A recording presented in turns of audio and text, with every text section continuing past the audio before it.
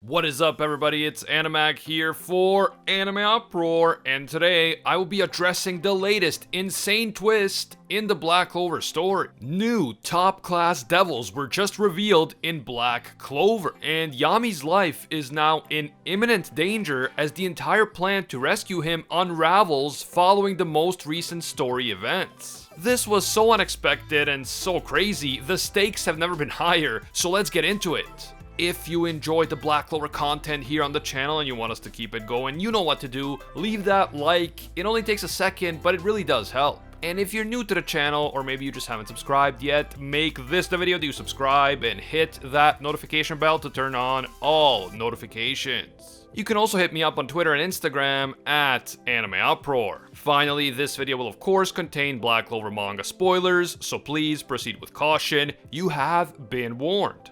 The latest installment of the story starts off with Mereoleona absolutely scorching and deep frying that giant ancient demon outside the palace. Mereoleona is having a blast, and she even seems disappointed that the giant demon wasn't more of a challenge. Meanwhile, members of the Spade Kingdom Resistance are shocked that one mage could defeat such a creature all on her own. But that's our uncrowned, undefeated lioness, literally the hottest waifu in Black Clover.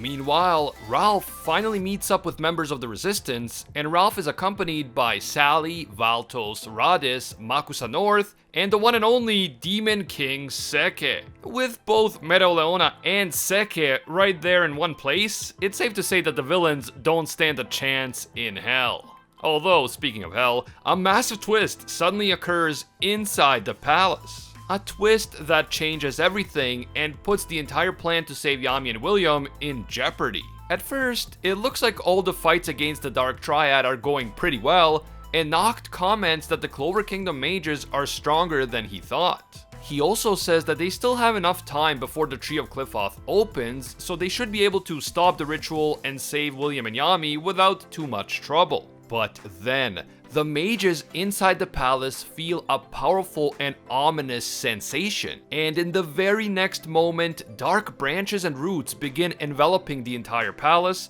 much to the shock of everyone inside and outside the palace. Noct uses Devil Union form with another one of his devils, the one who looks like a little cat, and apparently his name is Plumede. Noct then uses a shadow magic spell called Clairvoyant to see right down to the Qliphoth doorway. He senses another mana there aside from Yami and William, and it is soon revealed that Morris is also down there. Morris explains that Vanika's decision to kidnap Loro Pechica ended up being very useful to him because through Loro Pechica he was able to access the wisdom of the Heart Kingdom. And so, using this wisdom, he has figured out a way to accelerate the growth of the Qliphoth. That means that Morris has been able to speed up the timeline of the ritual, and so Noct's estimations for how much time they had before the Qliphoth opens just went right out the window. Morris also reveals that he was born blind, but at some point he also became possessed by a devil. And using devil magic, he was able to forcibly extract Loro Pechica's wisdom from her and implant it into himself. Noct isn't sure why exactly this is happening, but Morris appears to be some sort of catalyst for opening the gate of Qliphoth, and because of this, their time is quickly running out.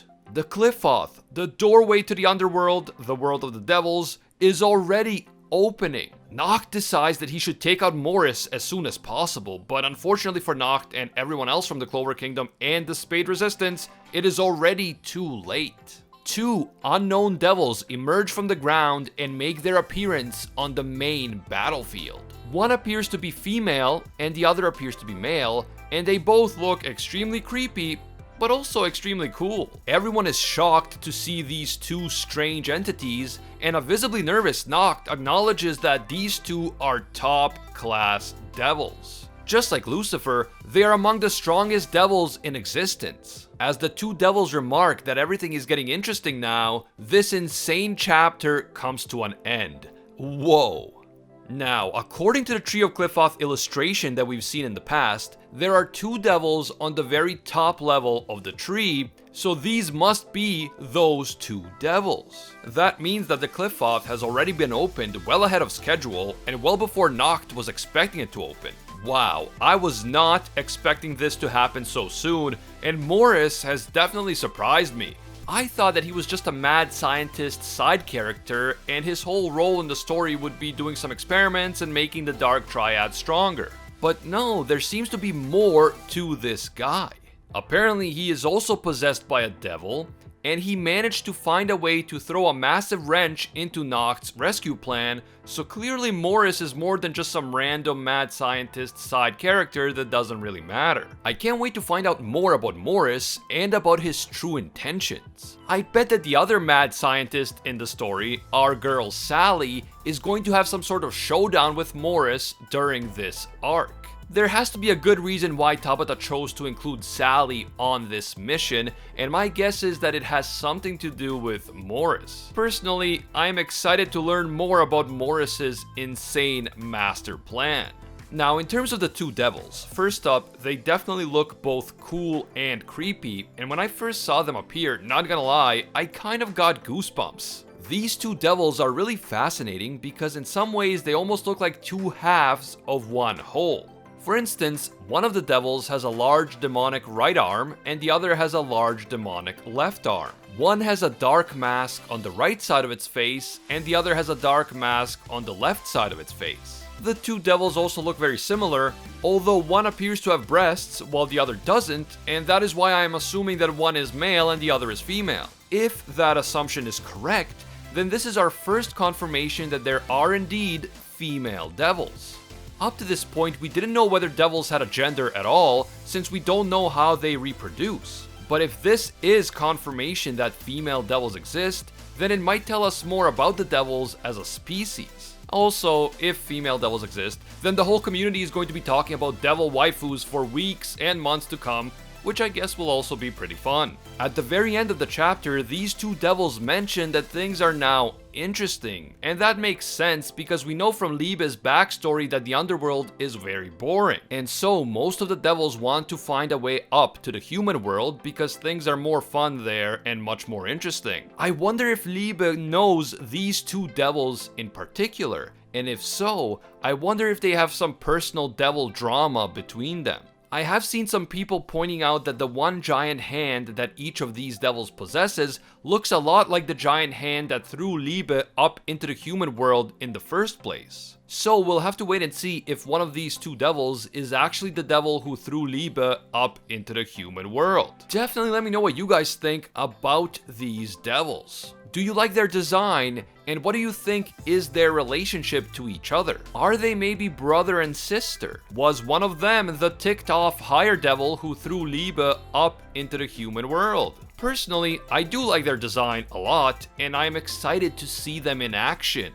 It's probably safe to assume that these two devils are both stronger than Zagred, in which case this will be an extremely difficult battle. They also look like siblings or something along those lines, so they probably have some extremely advanced teamwork skills. Even though the Clover Kingdom mages have had some serious power-ups since they fought Zagred, it will not be easy to take these devils down. But with that said, we do have to remember that even though these are top-class devils, they are still on the very top of the Qliphoth. And we already know that the lower you go, the stronger the devils become.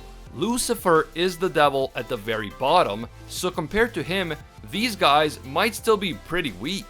Still, it's crazy to think that the Clover Kingdom mages and the Resistance now have to take on the Dark Triad, Morris, and these two top-class devils without the help of Asta and Liebe. They better get Mereoleona and Demon Lord Seke into the palace right away because they need some serious backup like right now. By the way, do you think that Yami and William's lives could be in real danger now that the Qliphoth has been opened, or do you think that they're going to be saved in the end? Let me know down below. If you enjoyed the Black Clover content here on the channel and you want us to keep it going, please don't forget to leave that like, it really does help.